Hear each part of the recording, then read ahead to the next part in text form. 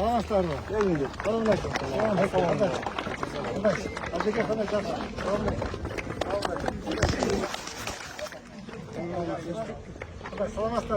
Ağaçlar var.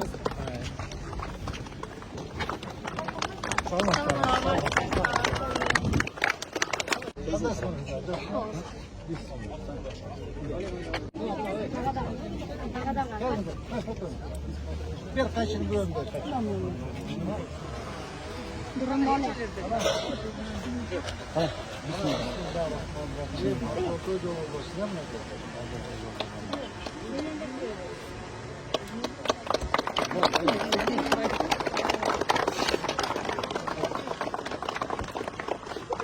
Verinizce, ay, yine verinizce, kızıl da verinizce.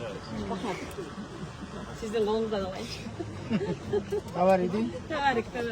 Sana bas. Var. Şimdi büyük kızı bu. Cevapsızdan boşlarına kaça uçuyor. Bu başka bir asfaltası boşuyor.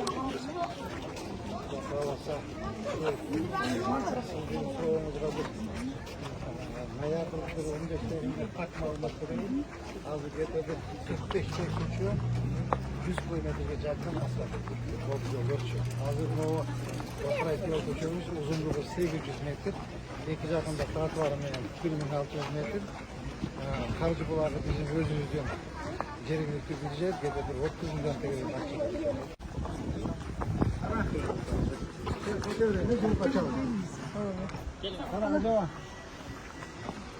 Alhamdulillah Bismillahirrahmanirrahim. Bütün alamda yaratan Allah'a şükürler hikmet olsun. Amin. Ben Resulullah Aleyhisselam'ın zamlar salatlarına Allah'ım diye şu şarımızdan kırsanızın önü koşuttanlar sizlerge prezidentke sizleri şar başına çok rahmet. İşlerinize iyilik olsun. Daimli masatına geçsin. Şu zamanınız tinç olsun. Allah'a emanet. Yolunuz arzu koy olsun. Bak, kutuktayım. Allah razı olsun. Var bolumuzda, aman bolumuzda. Rahmat.